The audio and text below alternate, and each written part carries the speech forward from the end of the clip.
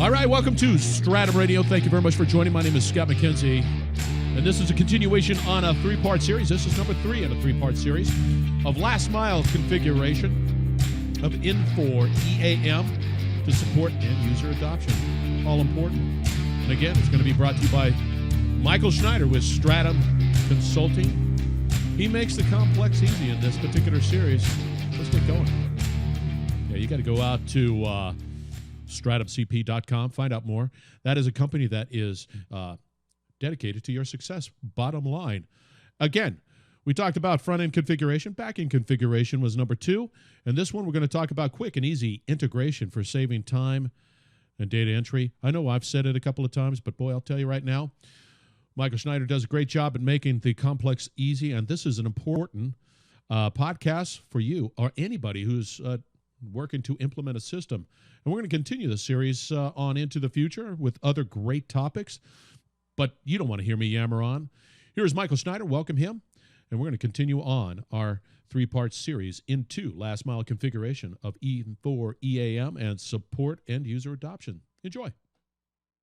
All right, welcome back to Stratum Radio, and you know you're joining this particular podcast series because you're interested. You, listener, are interested in the last mile configuration, which is important again for end user adoption. Because if you don't have your end users embracing this beautiful system, well, it's not a beautiful system anymore. So, the first in this series we talked about that front-end configuration, getting everybody in the room, getting everybody shaking their head in the right, and how that creates a level of adoption, end-user adoption. And the next one is, of course, the back-end configuration, the business rules, which is very important because, you know, you got to maintain that integrity of the data, and you got to create those rules, and you need to be able to have a company like Stratum to be able to say, okay, going forward, I see that we've got to keep the data clean.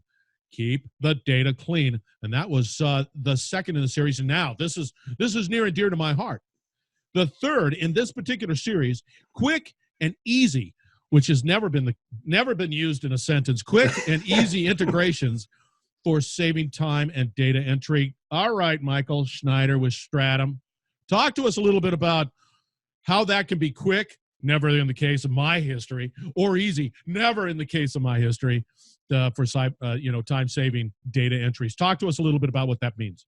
Well, some integrations require some middleware to be able to stood up, and then you need to be able to build the maps to be able to get data from one place to the other place. Well, Infor has built into their tool set a couple of import, upload utilities, and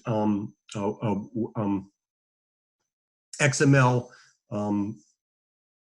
web services that allow you to be able to move data into EAM quickly and validate that data against the business rules that you've already built in your back end. So by using these various tool sets that are provided as part of the InforEAM stack, you can get data into the system relatively quickly. You can take the data out of a spreadsheet because you downloaded it from another system, or you put it in a CSV file or whatever format that you have. You can take that data and push it back into EAM in the proper places that it belongs. And InforEAM has within it some business rules that say this is where this piece of data goes and this is where that piece of data goes. And you can put it all into one particular one stream of data, and it will parse it and put it into the different places that it needs to go. Now, I would imagine this conversation happened at the first step that we talked about, that end user, because I know that there are legacy systems. You go into any systems that got, or businesses, they have legacy systems. And that legacy system is the most important system in the face of the earth. And I've got to be able to gather that information, stick it into my enterprise, my new enterprise asset management system. So you're saying that, hey, there is a sense of, and end user, I don't have to get into the trenches with this. These middleware solutions, this thing that bridges, let's say, that legacy system into your enterprise asset management system exists, and it makes it, well, simple. Ish. Simple-ish. Nothing is as easy as it sounds.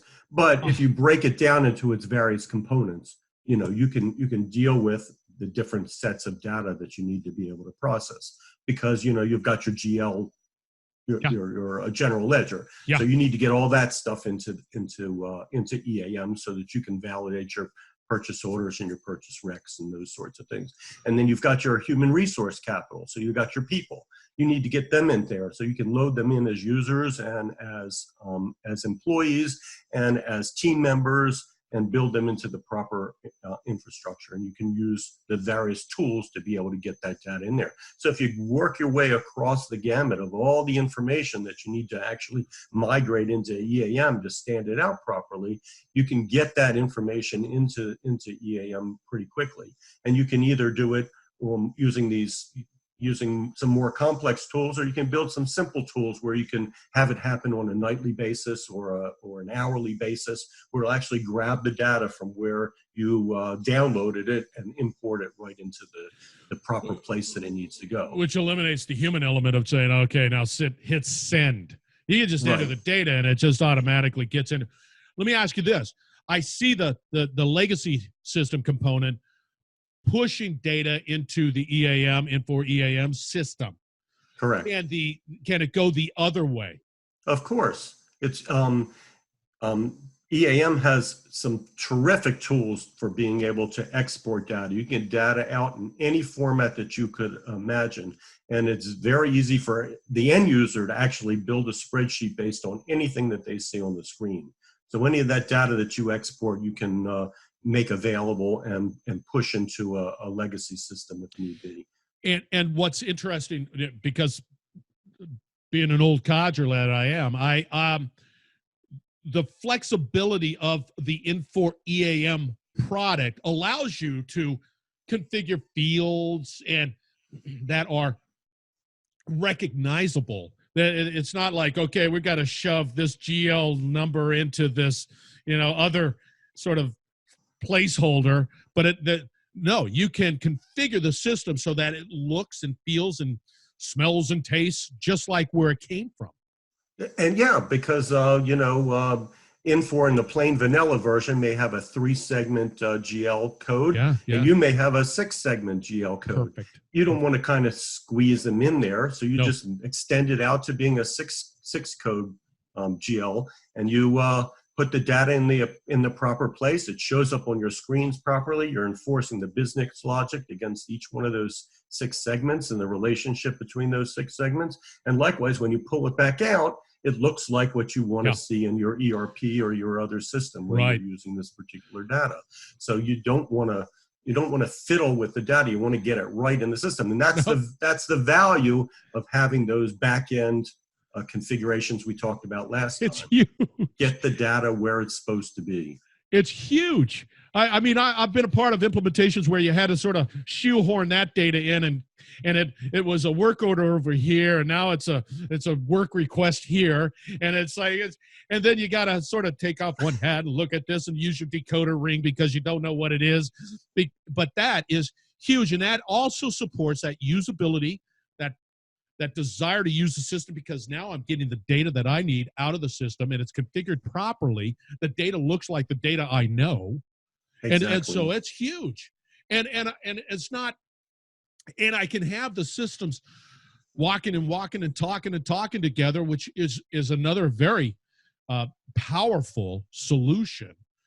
So I'm having a hard time finding any real problems there, Michael.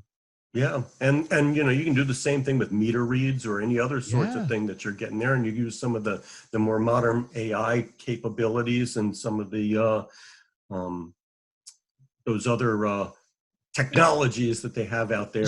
And that's what's crazy. So fascinating. You brought up something really pretty cool, because the world is changing, and it seems to me that it's really changing really fast, and you need a system that has a level of flexibility that can accommodate this rapidly changing technology industrial market. And they're going to want to come out, and next year it's going to be, hey, we want to capture this data, we want to do this.